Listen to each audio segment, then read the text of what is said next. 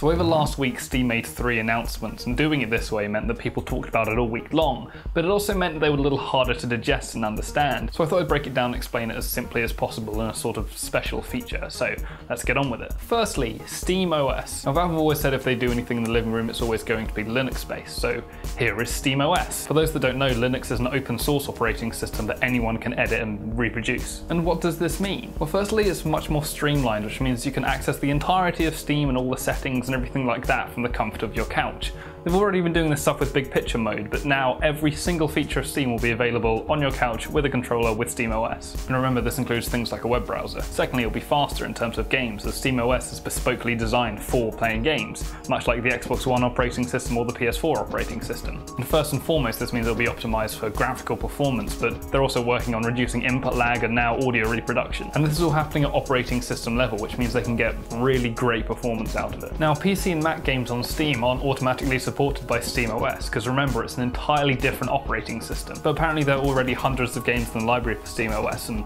as support grows, developers will probably support it natively as well. And thirdly, it's going to bring a suite of entirely new features, which are also coming to Steam on PC and Mac. And the first of these improvements is in-game streaming, which means you can connect all the devices in your house by Wi-Fi and stream any game to any other device and have it play on the monitor. And this kind of thing will be useful if you've got a SteamOS box in your living room and on your PC you've got a decade-old PC game. Well, now you can stream that PC game to your Steam box and have it play on your big screen, even though it's not supported by SteamOS. Secondly, movies, TV and music, which basically means they'll be supporting services like Netflix, Hulu Plus and Rdio, or Pandora.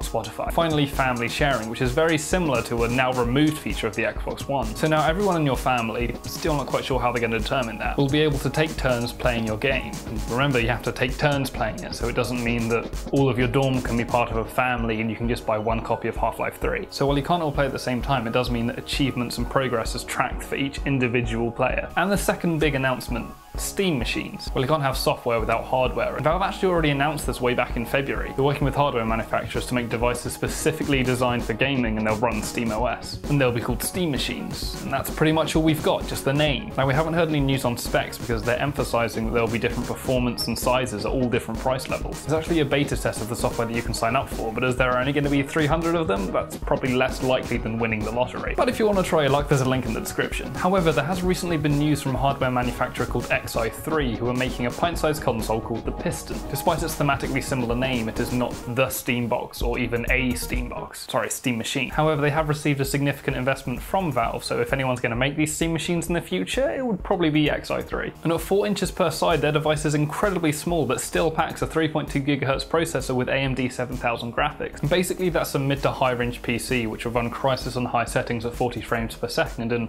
will cost you about £500 to build yourself. It's retailing for just under $1,000 or £617, and if Steam machines really want to take on the console market, they'll have to be much cheaper than this. However, if you make a box that's not quite so minute, it might shave a bit off the price. Now, the final piece of Valve's puzzle is a mind-boggling controller, which replaces thumbsticks and buttons with 2 trackpads. Now, why would they do this? It's because you see, at the moment, using a 360 controller with a game requires either native developer support or a series of awkward key rebindings with external software, and for cursor-based games, it just plain doesn't work. And this isn't the case with Steam's gamepad, as you can play the entire library with it. It's able to mimic every keyboard and mouse interaction with clickable trackpads, an array of buttons and triggers, and a clickable touchscreen. But you see, getting rid of joysticks also removes that tactile feedback you get from the springs, with Valve implementing haptic feedback that goes far beyond plain old rumble. And this is done by a series of electromagnets that give precise and directional vibrations that really give a tactility to the gamepad. Developers have got their hands on the gamepad, and they say it's like using 2 trackballs that have their own weight and sort of